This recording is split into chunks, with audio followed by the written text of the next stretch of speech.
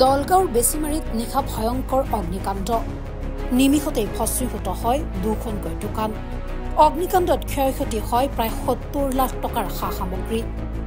বেছিমাৰীৰ আব্বাছ আলীৰ দোকানৰ পৰা সূত্ৰপাত হৈ জুই আৰু তাৰ পাছতেই জুইত ভস্মীভূত হয় আছাদ আলীৰ এখন দোকান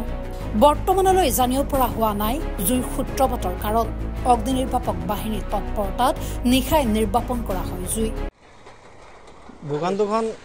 মানে এজন বেলেগৰ আৰু এখন মোৰ দোকান ইয়াতে মানে ৰাতি আনুমানিক ১টা মানত আহিছোঁ আহি কেনে অগ্নি চাইছোঁ যে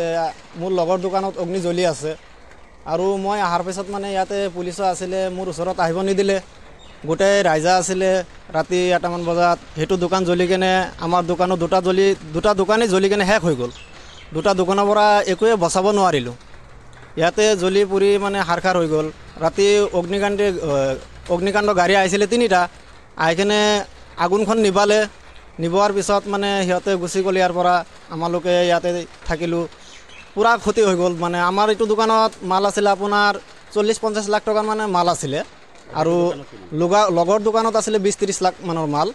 গোটাই দুটা দোকানেই মানে লছ হৈ গ'ল দুটা দোকানে মানে ষ্টেণ্ডৰ দোকান আছিলে আপোনাৰ গোটেই হ'লচেল দোকান আছিলে এই দুটা হ'লচেল দোকান আছিলে এতিয়া চৰকাৰক আহ্বান জনাই আছোঁ যে আমাৰ এই দুটা দোকানক সহায় দিব লাগে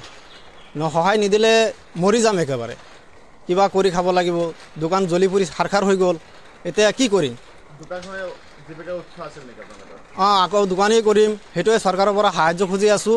আমাক যাতে চৰকাৰে সহায় কৰে আকৌ দোকান কৰি খাবৰ কাৰণে সহায় কৰে যাতে